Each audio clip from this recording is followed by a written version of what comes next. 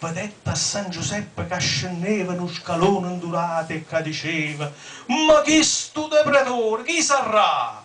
È depredore con una faccia tosta o è incontro con una mano tesa. Sono depredore, sono figlio della Torrese, mi hanno sparato una mezz'ora fa. T'hanno sparato? Oh, povero guaglione, e chi è stato che ti ha fatto un malamente? Ma, ma allora voi non sapete proprio niente, ma voi imparaviste che c'è stato a fare? E l'avessero sapere, e che si sono morti, è certamente pure colpa vostra, e io rubava sicuro, a bella posta, sapendo che ci stava voi qua. Sicché, tu sei un morto Mariolo? Io no, ma che sono morto, sono onesto. Un Mariolo vive, si fa questo, non lo fa per morire, ma per campare. Insomma, è giusto, rispondete San Giuseppe, però cancoppa questo ragionamento difficilmente in un momento cagna una legge antica che c'è sta. Chi ha roba in vita è sempre Mariolo e dopo morto resta segnalata. Se un Mariolo fosse perdonato, o fuoco eterno, che c'è stesso a fare? E il depredatore dice: ehi che ne saccio, non posso capire tutte queste leggi. Chi tiene a San Giuseppe che la protegge è San Giuseppe che c'ha da pensare. Uè, prima di tutto, dice San Giuseppe, sta protezione simile cercata, tu te l'hai vista e tu te l'hai pigliata. E non capisco perché t'aveva dato.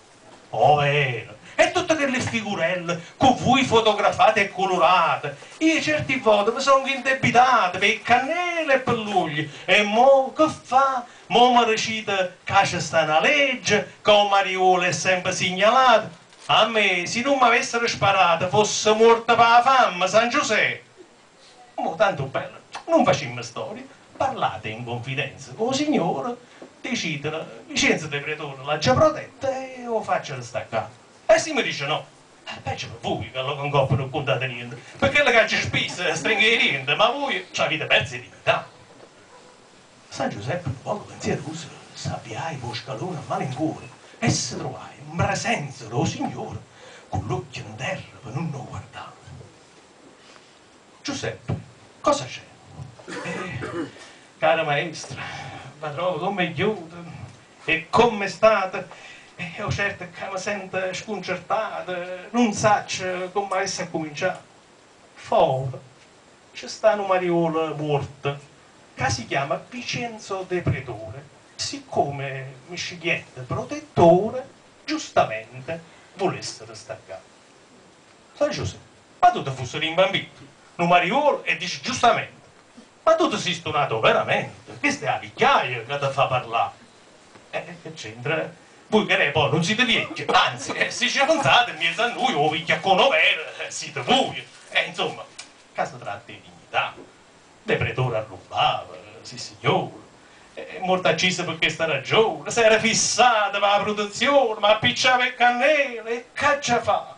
E la vaga di che non ne sa niente, che conta solamente pataterna, e che se n'ha da scendere all'inferno perché la protezione non c'è sta. Se voi volete fare questa figura, io non la voglio fare. E sa che vi dico? Vi rimango devoto, frate, amico, ma vi saluto e me ne va cacca. Dice, tu pataterna, quella è la porta, però penso c'è buono in un momento, perché si può bene un pentimento, la porta è chiusa e chiusa resterà. E camazza fiorita, San Giuseppe, come se non avesse manco indiso, lasciava posto di coppo paravisa, che a capo sotto e senza salutare.